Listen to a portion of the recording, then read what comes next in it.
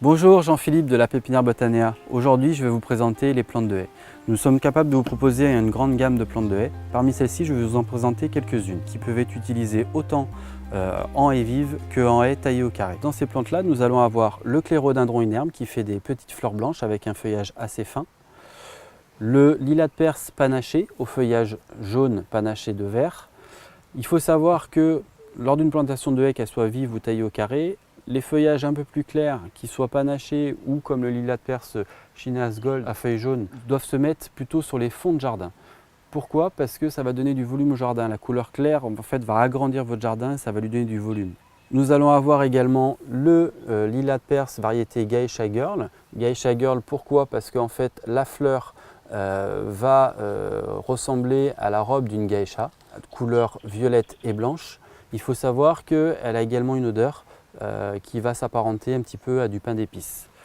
Ensuite, vous allez avoir le lilas de Perse à fleurs blanches qui va être quasiment comme le Geisha Girl, avec une petite différence, c'est que la fleur est blanche. Vous avez également le Ligustrum ou Troène de Chine, avec une fleur blanche en bouquet qui est très odorante également.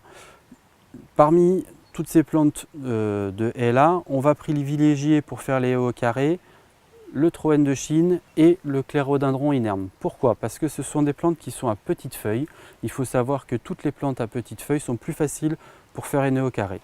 Dans les variétés de lilas de Perse, celle qui va être à privilégier, ça va être la variété Chineas Gold, toujours parce que c'est des petites feuilles.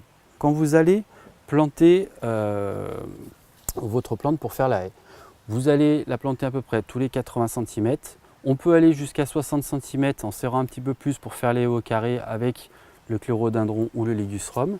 Et la chose importante, que ce soit une haie au carré ou une haie vive, va être de la tailler régulièrement de façon à ce que se densifie. Parce que le but d'une haie, c'est qu'elle soit relativement dense. Une petite astuce de façon à pouvoir le faire assez rapidement, 2 à 3 semaines après la plantation, vous prenez le bout de la tige et vous effectuez ce qu'on appelle un pincement. Un pincement, ça va tout simplement être l'acte de pincer avec ses doigts de façon à enlever juste la dernière pousse. En faisant ça, ça va initier la pousse des axillaires de la plante et du coup vous allez avoir une plante beaucoup plus dense.